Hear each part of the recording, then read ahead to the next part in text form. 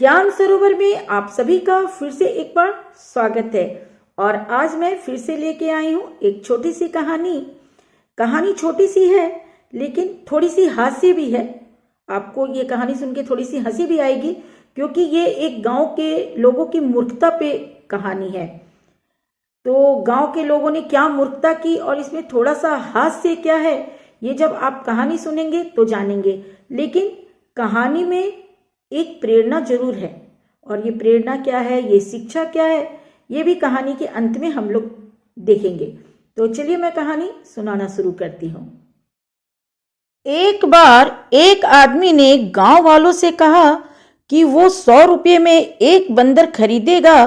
ये सुनकर सभी गांव वाले नजदीकी जंगल की ओर दौड़ पड़े और वहां से बंदर पकड़ पकड़ कर 100 रुपये में उस आदमी को बेचने लगे। आदमी ने कई बंदर खरीदे और फिर उन्हें 50 रुपये में वापस गांव वालों को बेचने लगा। गांव वाले सोच रहे थे कि यह आदमी पागल हो गया है, लेकिन वे बंदर खरीदने और बेचने के इस खेल में शामिल हो गए। इस तरह उस व्यापारी आदमी ने कई बंदर खरीदे और बेचे और हर बार वह 50 रुपया का मुनाफा कमाता गया।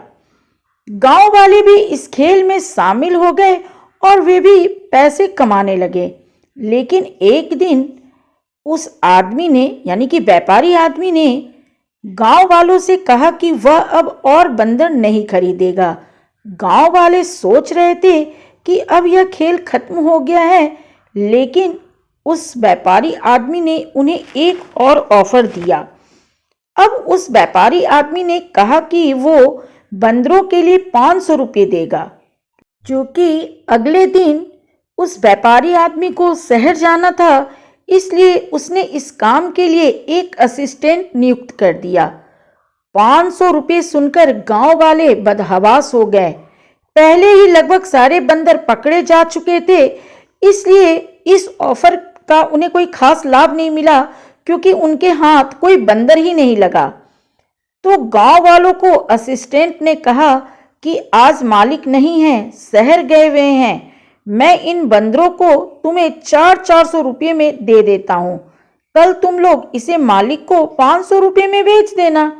गांव वाले असिस्टेंट की बातों में आ गए और 400 रुपये में सारे बंदर खरीद लिए। लेकिन जब अगले दिन बेचने गए तो वहां ना कोई मालिक था और ना ही कोई असिस्टेंट था। बेचारे गांव वालों ने अपनी मूर्खता पर माथा पीट लिया और वो व्यापारी आदमी पैसा कमाकर अपने असिस्टेंट के साथ शहर भाग गया। तो ये थी मूर्ख गांव वालों की कहानी, जो कि थोड़ा सा पैसा कमाने के लिए अपना पैसा, अच्छा खासा जो पैसा उन्होंने मेहनत से कमाया था, वो भी गवा बैठे। तो ये हास्य प्रेरक कथा है, लेकिन इसमें भी एक बहुत बड़ी शिक्षा छिपी हुई है कि हमें कभी भी किसी अनजान की बातों में भी नहीं पड़ना चाहिए और ना ही किसी भी प्रकार की लालच में आना चाहिए। तो चलिए, ये शिक्षा भी हमें मिल गई और कहानी भी अच्छी लगी। अगली बार मैं फिर आऊँगी किसी नई प्रेरक कथा के साथ। तब तक के लिए जय हिंद, जय भारत।